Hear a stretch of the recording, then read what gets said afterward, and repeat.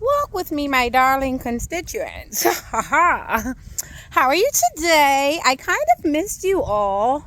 I've been working on some things because I want to share them with you. And I think you all are kind of special enough to do that with. Let me know. Or you can just keep scrolling to your preferred company. It's okay. I don't take it personally.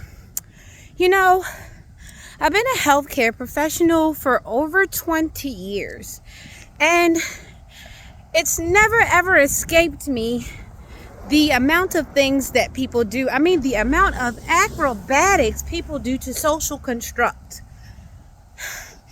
situations, And I started out at a nice little place called Rosewood Center. I went off to a Spring Grove and a Clifton Perkins.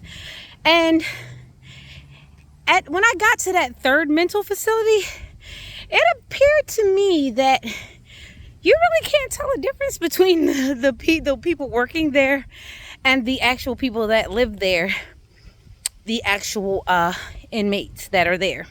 Yes, they are kind of technically called inmates because of the process of actually going through the legal thing and the lawyer and being processed and everything. Mind you, if you go into a mental facility and you're there for at least 30 days and you don't take any medication, you're meandering. I'm not going to tell you what that means. You need to look that up. And also, if a person plays crazy or always gets suicidal when it's a confrontation or a small mishap that comes up in which they have to take accountability, recognize the pattern.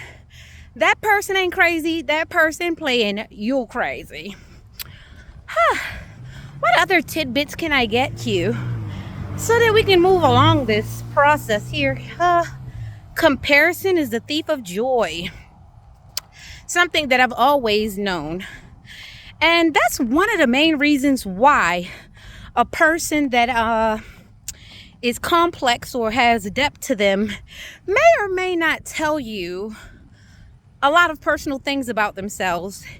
It's not always a situation of hiding things in order to manipulate things, in which there are quite a few people that use that strategy.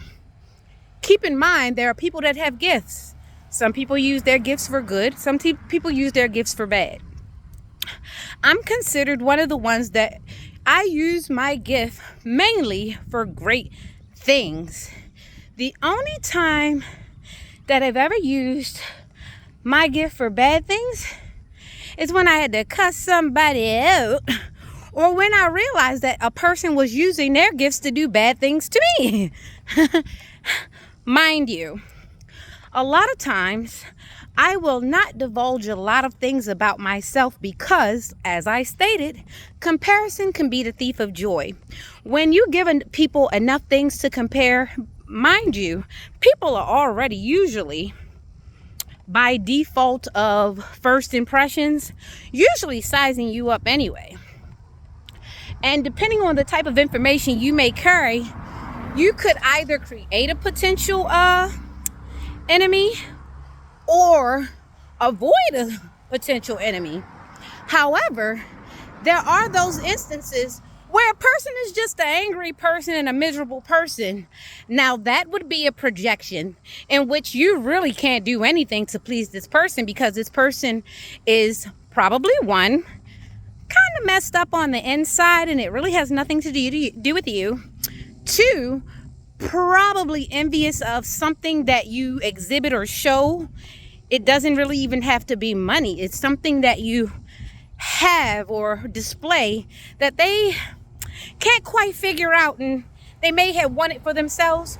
Or the person is just a hateful person because they haven't had many opportunities in life and they perceive you to have more chances at opportunities, whether it's true or not. But people have their ways of doing things and justifying whatever little things they do. So, I hope this helps, because I'm trying to get to the point where I'll figure it out later. Like everybody else does. Because guess what? You don't have control over everything. What you do have control over is you. So, have control of yourself. I love you. Bye-bye.